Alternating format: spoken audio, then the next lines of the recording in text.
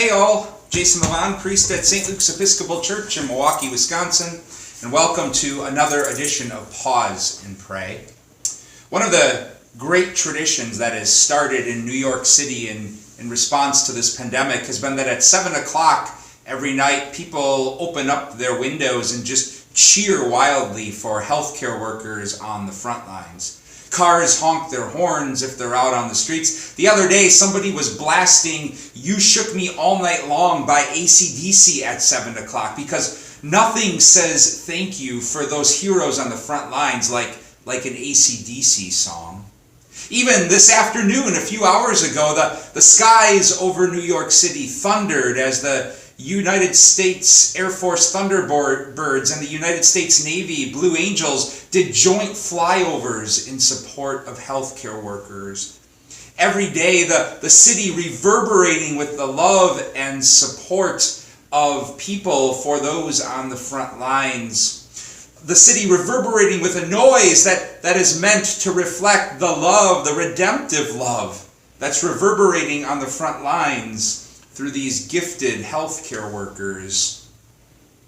In today's daily office, we ponder a gift of Easter, and that is that God's redemptive love finds ways to reverberate through life.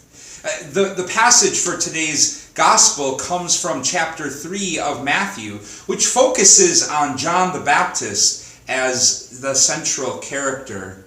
And what was John the Baptist but an instrument of God's redemption reverberating throughout life in a really deep way, in a way that was able to reverberate so deeply that it woke people up. It stirred them to becoming awake in a new way and seeking him out in a radical change of life.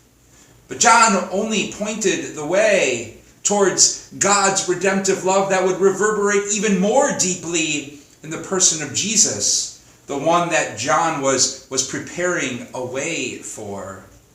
A tremendous gift of Easter to pause and to pray about, to reflect about how we have come to experience that redemptive love of God reverberating in our life and in our world.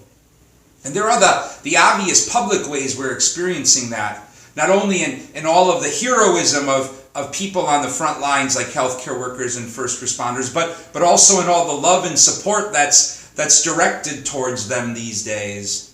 But we also experience God's redemptive love reverberating in our lives more personally. Maybe it's in those people that we surround ourselves with who are so much more gentle on us than we ever can be on ourselves. Or maybe it's a personal experience of that love reverberating in our lives for all of those people we're not able to be close to at this time because of all of the social distancing we're observing.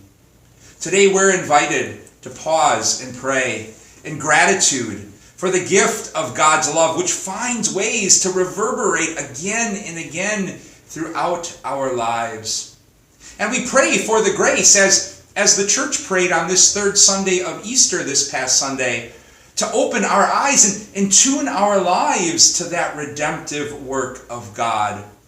And when we find our lives tuned to that redemptive work of God, we not only find ourselves lost in awe at just how deeply that love reverberates in our lives, but we find ourselves in awe that we too are invited and drawn in to become part of Easter's song, part of Easter's ability to be loud with all sorts of life-giving noise, meant to wake not just us, but all of creation up in a new way.